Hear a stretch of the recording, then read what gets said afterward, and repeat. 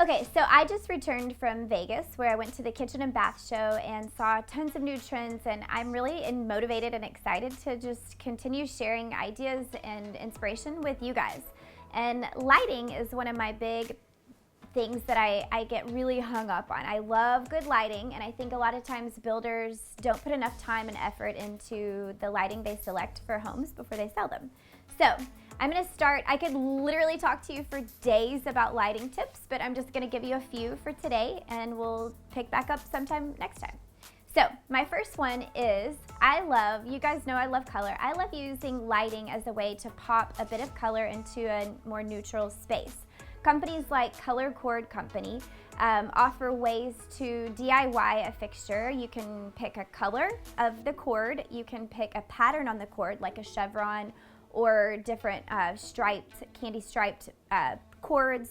You can pick a socket color, a canopy color, and a cord clip. And you can actually put together your own lighting fixture to create a really unique light fixture for your space. Now, behind me in our kitchen, we actually used one of these color cord pendants that is over the kitchen island, or kitchen sink rather. Now, I would highly recommend when you have a light over your kitchen sink to put that on a different switch. At the end of the night, you're done with dinner, but you're still cleaning up dishes, you kind of want to start winding down. Turn off all the other big lights in the kitchen. Keep that light on over the sink. It can really create a nice ambient feel. So when you're adding in your switches, be sure to tell your builder to have a separate switch over your kitchen sink. Now, point number 2, I would love to talk to you about bulbs. Don't be afraid to let the light bulb be the star of the show. So with a simple socket fixture like this behind me, I'm gonna look for a really nice, big, bulky light bulb. Start at something like a 4 3/4 or 5-inch diameter light bulb. And then the second question you wanna ask yourself, I actually like the G40 5-inch diameter light bulb. We'll give you a link down at the bottom. But then the second thing you want to ask yourself is, do I want frosted, like a milky look, or an Edison filament bulb look? Now, I selected an Edison filament bulb on this, but I also really love the frosted milky glow that a light bulb can offer. So those are the 2 points you want to ask yourself. And then companies are really coming out with these nice, huge, there are light bulbs that are 11 inches tall, y'all, with different shapes and sizes. That's another really fun, easy way to bring character to lighting in a space. You can even add multiple pendants over a kitchen table, island, or dining table, and then change the light bulbs for the different fixtures and make it kind of fun and funky. That's a new trend that we've been doing in restaurants that looks really cool.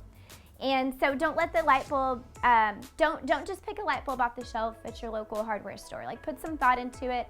Let it be part of the show. Now, another third fun thing that you can do with these utility socket fixtures, I have in my living room a vintage, beautiful Moroccan light fixture that I actually picked up in Bali. It did not work when I picked it up, but I can use a utility socket light fixture to hang through that vintage fixture, and then I've basically got a new light without having to go to a store to get it rewired. How cool is that? So you can go to any of your cool antique stores, go to Round Top, find a really phenomenal drum shade, a vintage fixture, and use one of those utility sockets. You can pick them up at the store for literally anywhere between $30 to $60.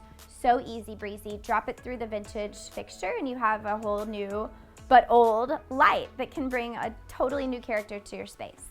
Okay, my last thing that I'm gonna share for today is about scale and dimension. Now, y'all know I'm a tiny little girl, but every inch matters, and when it comes to lighting, there's a few key standard dimensions that you wanna consider when you're hanging fixtures. Now, the first one is, if I've got pendants over a kitchen island or a table, dining table, I'm gonna stay between I'm gonna measure from the top of that surface to the bottom of that light fixture, and I wanna be somewhere in the range of 36 inches to 42 inches from the top of the surface to the bottom of the light fixture. That's a really good standard range that's comfortable, where you won't hit heads.